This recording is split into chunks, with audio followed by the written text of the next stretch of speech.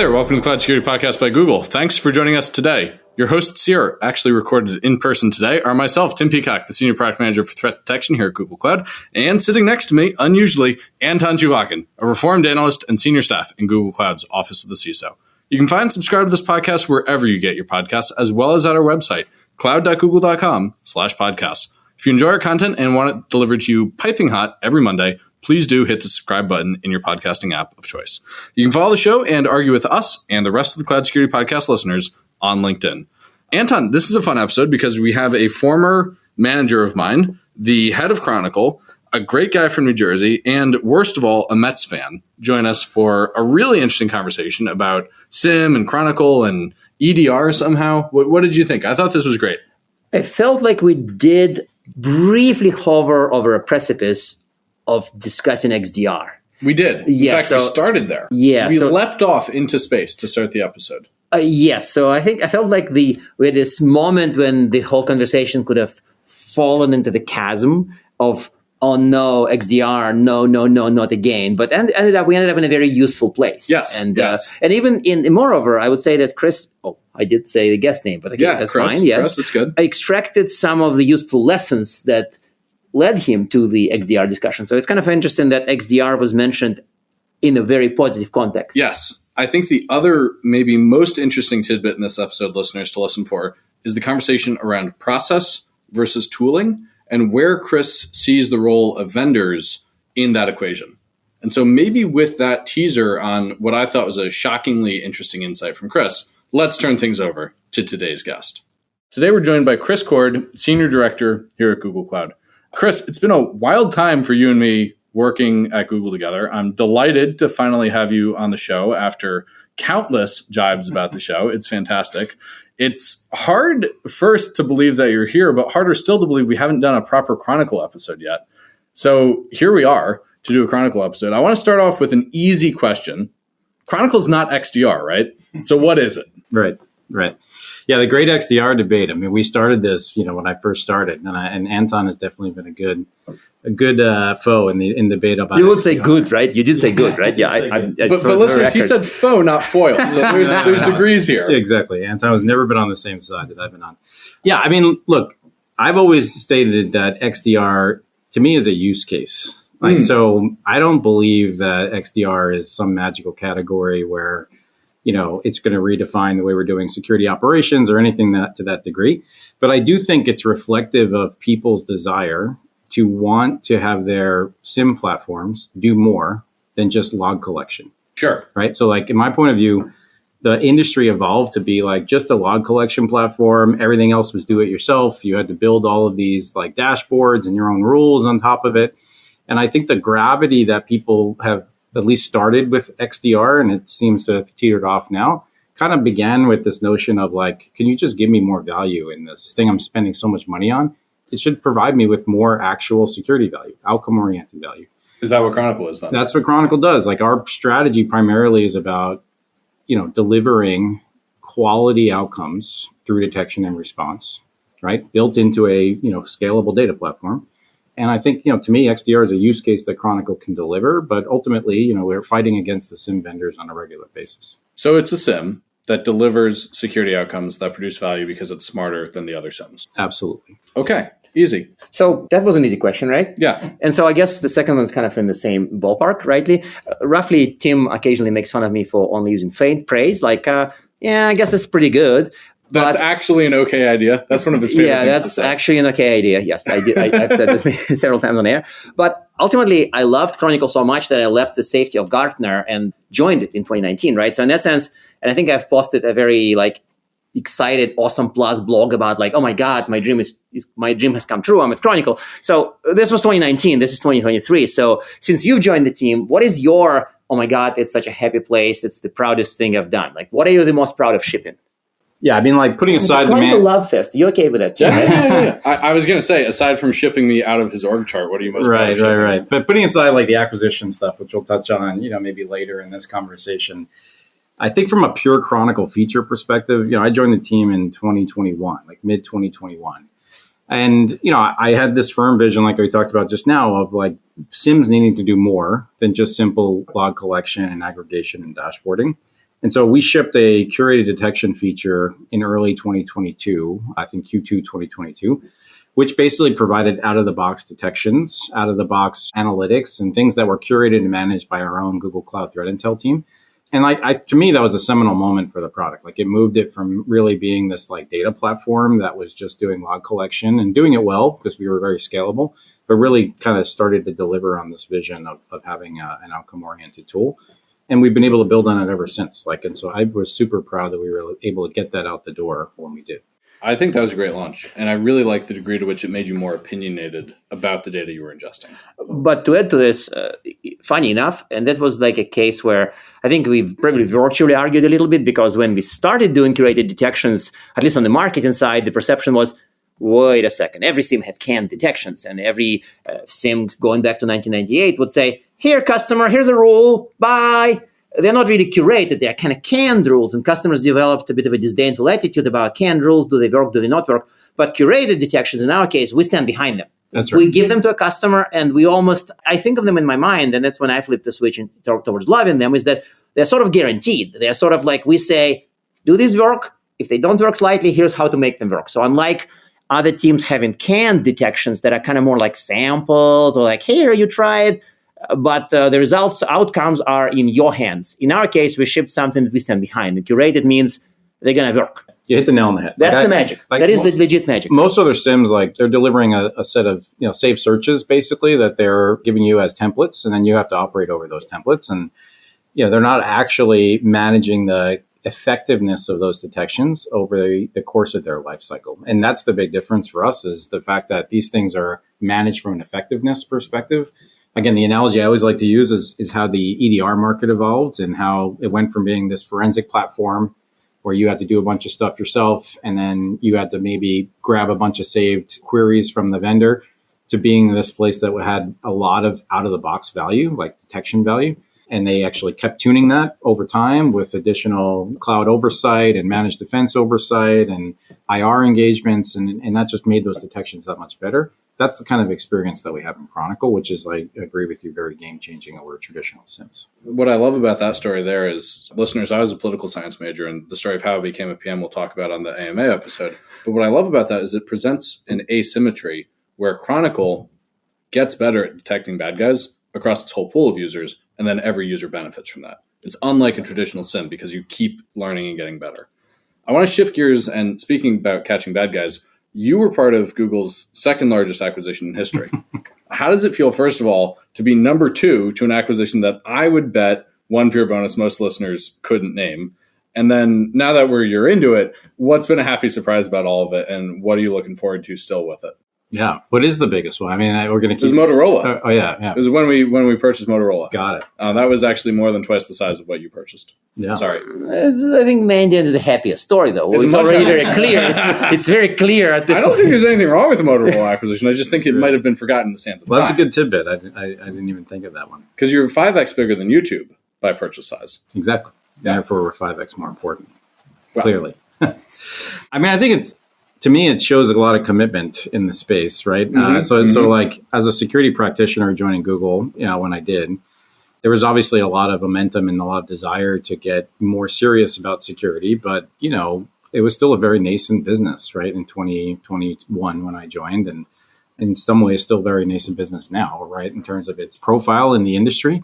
But the desire for our organization to get serious about it was real. I felt it at the time that I joined. And I think the opportunity when Mandiant came along as an acquisition opportunity, that the fact that we were able to jump on it and we had so much support going up through the leadership chain was pretty shocking to me. So, I think it was a great signal that we're serious about security, and that we'll continue to be serious about security, and that we're willing to invest in it pretty aggressively. We also got some decent products with it. Apart from obviously world-class IR services, we got some decent products. My personal opinion is like the reputational bump that we got, like immediately out of the gate, has been game-changing. Like there's been so many different opportunities that we're in now.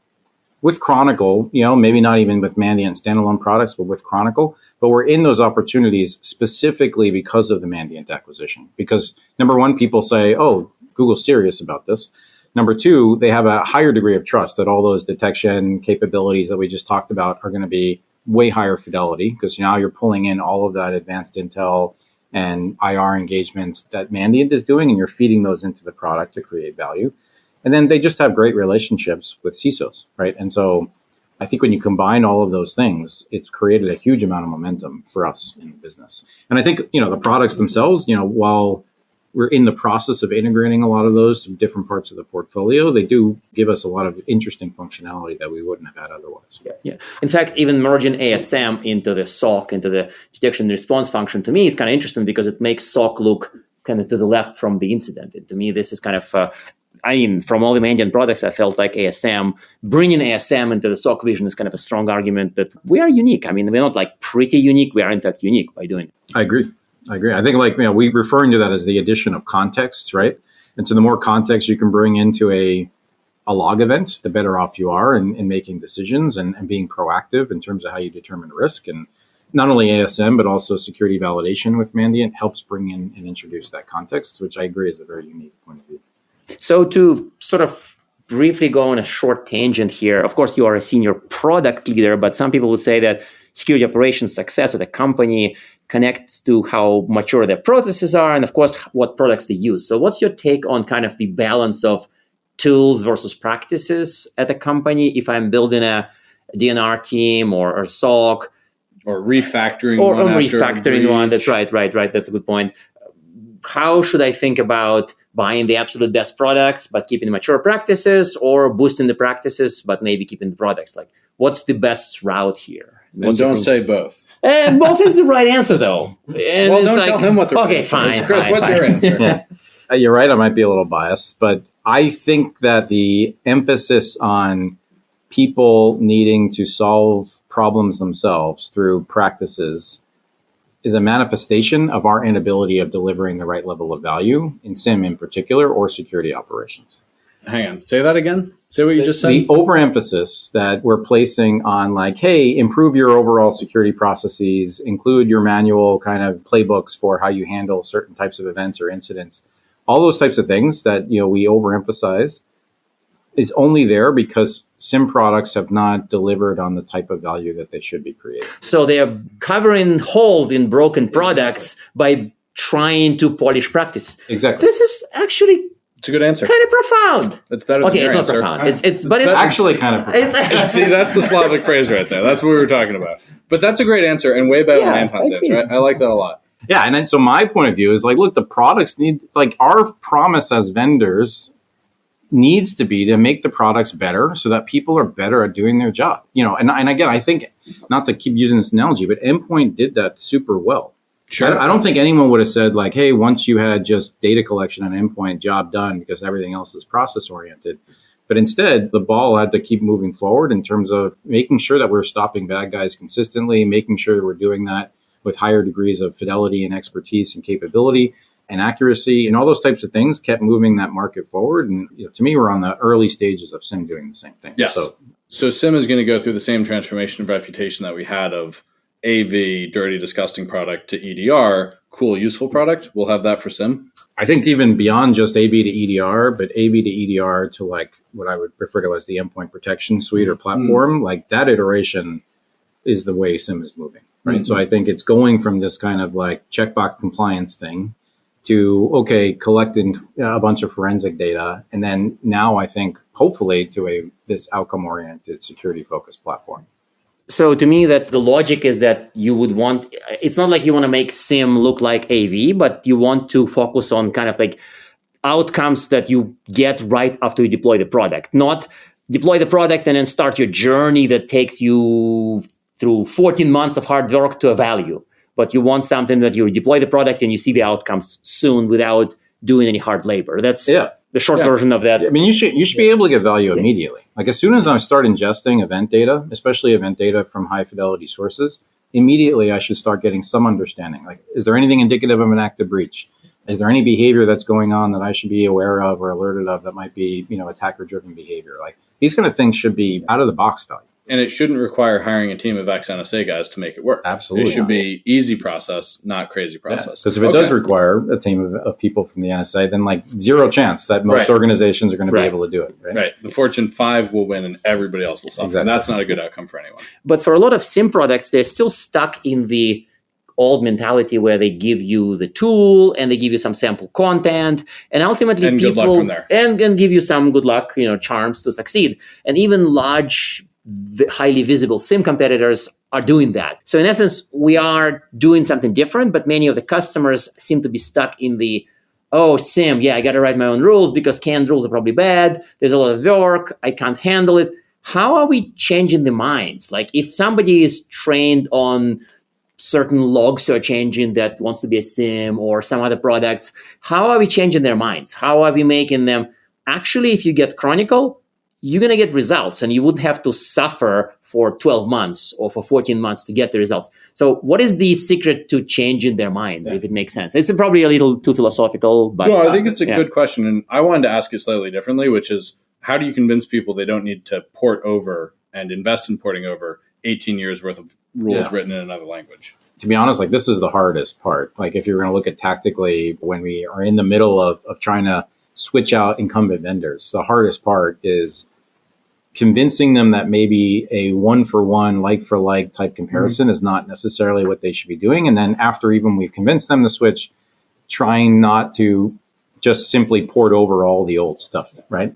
I used to work in the virtual firewall business. And like there was a joke where like no one ever wanted to touch a firewall rule that was in there because it's like a game of Jenga and no one ever wanted to pull anything out because you were concerned that the whole thing is going to topple over. That's kind of the way people feel like their SIEM rules. Like they may have 1,000 of them, 2,000 of them. They have no idea if they're valuable. Sure. But they refuse to want to touch them because if they try to cut them down at all, they're concerned they'll miss something. Right. And so it is extremely hard to get them to just say, let's use this opportunity to slim down the rule set. The whole vendors trying to do analytics of that, funny enough. Like there's a whole little segment of a market when people deploy tech to kind of like go through SIEM rules and see if they're good, which is amazing, right? People would pay money for it to actually have the tool do that. That sounds like somebody's buying a dowsing rod to me. That doesn't sound easy. No, it's based on real quote-unquote machine learning. Yeah, okay. So back to dowsing rods. But like this is one area where I actually think Mandiant helps a lot, right? So Mandiant has a product called security validation that can be run like in a managed version or can be run in a product-driven version. But that product does help people go through breach and attack simulations with real-world examples of like, look, these are 10 or 12 different attack vectors. These are different types of threat actors. These are campaigns. And you can run those simulations against your environment. And you can see, am my tools catching them? Are my SIEM tools alerting on me or detecting these kind of events?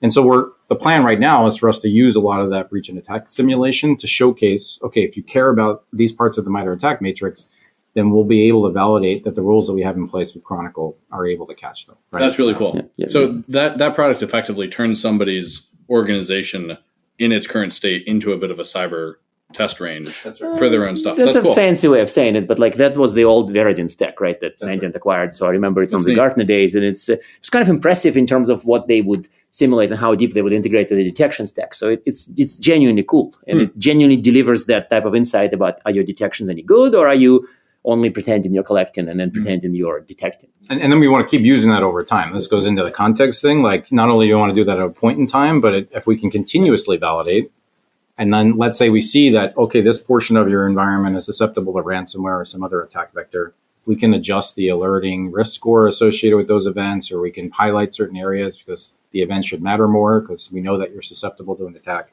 So that's kind of the context part, which to your point, Anton, before, I think are things that only we're doing, really, versus any other vendor. That's really interesting. I want to switch gears one more time before we get to our traditional closing questions. We have a lot of people listening to the show who are interested in careers in security, interested in careers in security PM. You've been doing PM for security products for a long time, not to call you old. You've been called worse things by fancier people than me lately. What advice do you have for people who are thinking about security PM as a path? Well, yeah, I mean, I think security is one of those tough areas to break in from a product perspective, mostly because the domain knowledge is not super relevant to a lot of folks, meaning that it's, you can put yourself in the shoes of a of a user of a product that's very open and visible in many cases. Like I can imagine using the Uber app. Exactly. Like if you wanted to be, a PM in Maps or a PM in Gmail, it's like in that context, you're at least a user on a regular basis, and it's much easier to put your mind into it. I think security is harder, right? Because it's even a step removed from traditional IT, and most people don't have that necessarily that depth of knowledge to be able to be a domain expert. Personally, I think a lot of people can get a ton of value at being tier one analysts right out of the gate, right? And so there's so many organizations that I know that are looking for younger talent, people coming into organizations to act as tier one analysts. And the amount of information that you can gather about the domain and about the problem is huge. For people that are still in school, like there's a number of schools that are now focused on cybersecurity programs in school. Like Carnegie Mellon has been kind of the forefront of having a cyber shop or a cyber program in school. But then absent of that, like sometimes people can just basically switch domains and just spend the time and focus and energy on learning some of the individuality of security, but just bring really good PM discipline to the equation. Like I think one thing that security in general hasn't done well is we haven't been really good at actually building products with simplicity, right? Yeah, and so like UX comes up. Understatement of the episode, right? So like other disciplines are good at that. And so if you can bring that kind of discipline into security, even as a relative novice in the domain, you might actually be better off. You might bring some beginner's mind that way. Versus someone who's done it for years. Yeah. Usually at the very end of the episode, we ask 2 questions. Give the audience 1 tip, in this case, on improving security operations, I would assume, and give us some recommended reading. And of course, it's fine to say Chronicle website or whatever else. And it's I think Tim bans to say Anton's blog. And please don't say anything. Chris would not do that. Chris would not. But don't say anything about the New York Mets because that's too depressing right now. Yeah, that's way too depressing. Yeah, recommended reading. I mean, I think there's a number of SIEM books out there, right? Like if you really wanted to go deeper into how SIEMs operate, I think there's one called the InfoSec Playbook, right? Which kind of walks you through how you operate and manage a SIEM or our SOC, and kind of build a security operations playbook. Yeah, there's a number of really good books about malware in general. I forget the name of the rootkit book, but it's like the Rootkit Bible or something like that I read early on in my career, which is another good one. Listeners, just so you know, nothing from Chris's early career is still technologically relevant. Exactly. Yeah. So that might be that might be that good. But yeah, I think any type of those kind of practitioner level books that you can read about how people operate in the SOC would be great starting points. And then 1 tip to improve security operations outcomes, maybe. In general, as a user? Yeah, as somebody operationally responsible. Mm-hmm. Yeah. Or as a director. Or as a CISO, whatever. Yeah, I mean, whatever you're feeling. I think in most cases, people don't put enough emphasis on trying to build proactive controls in the right spots, right? And so, this is an area where laziness is somewhat taken over to a certain degree, and we know that there's good best practices out there around zero trust, around locking down policies and procedures more so than what we have done. And we've just been too lazy to deliver that. And so we default into a, operational detection and response mode versus trying to be more proactive in terms of how we control things. And so I would say lean in a little bit more into having the right protective controls in place from the ground up. Well, Chris, I think that's a surprisingly left-leaning answer for somebody who builds, a SIEM product. But I really like that it was not a self-serving answer. Yeah. So, Chris, thank you so much for joining us today. It's my pleasure. Thank you both. And now we are at time. Thank you very much for listening and, of course, for subscribing. You can find this podcast at Google Podcasts, Apple Podcasts, Spotify, or wherever else you get your podcasts. Also, you can find us at our website, cloud.withgoogle.com/cloudsecurity/podcast. Please subscribe so that you don't miss episodes. You can follow us on Twitter, twitter.com/cloudsecpodcast. Your hosts are also on Twitter at Anton_Chuvakian and _Team Pico. Tweet at us, email us, argue with us, and if you like or hate what we hear, we can invite you to the next episode. See you on the next Cloud Security Podcast episode.